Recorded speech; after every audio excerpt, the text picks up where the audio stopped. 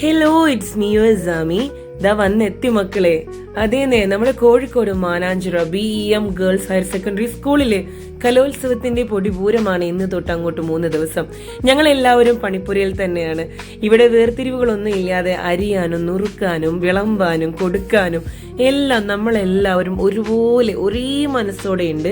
PTAന്റെയും MPTAന്റെയും അങ്ങനെ ക്ലാസ് PTAന്റെയും ടീച്ചേഴ്സും ഒരു സ്കൂളിന്റെ എല്ലാ കൂട്ടായ്മയിലുള്ള ആളുകളും ഒരേ മനസ്സോട് കൂടിയതാ ഒരുമിച്ച് അടിപൊളിയായിട്ട് മുമ്പോട്ട് പോകുന്ന ഒരവസ്ഥ ഒന്ന് ഇമാജിൻ ചെയ്ത് നോക്കിക്കേ.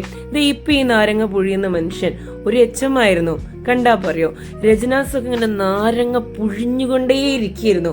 കാരണം മസിൽ പിടിച്ചിട്ട് ഒരു കിണ്ണം നാരങ്ങ വെള്ളമാണ് അവൾ ഒപ്പിച്ചെടുത്തത് കേട്ടോ.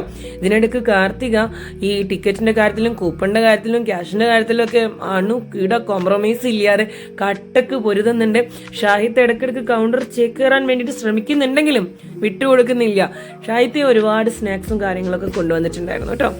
നമ്മുടെ തലൈവൻ ജിജേഷ് എടുക്കുന്നവർക്കൊക്കെ നമ്മൾ കാണുമെങ്കിലും ഇതിന്റെ ഒക്കെ ആസൂത്രികൻ മൂപ്പരാണെന്നുള്ളത് നമുക്ക് എല്ലാവർക്കും അറിയാലോ.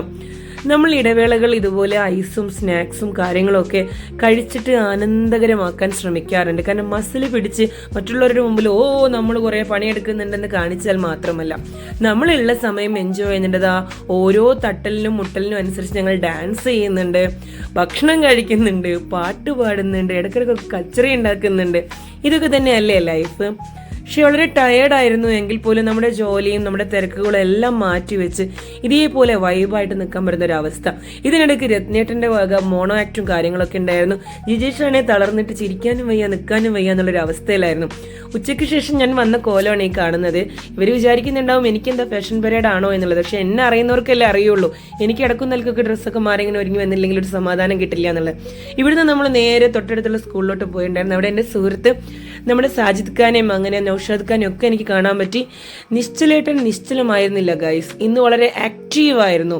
ഇന്ന് രത്നേട്ടനെ വെല്ലുന്ന പ്രകടനമായിരുന്നു.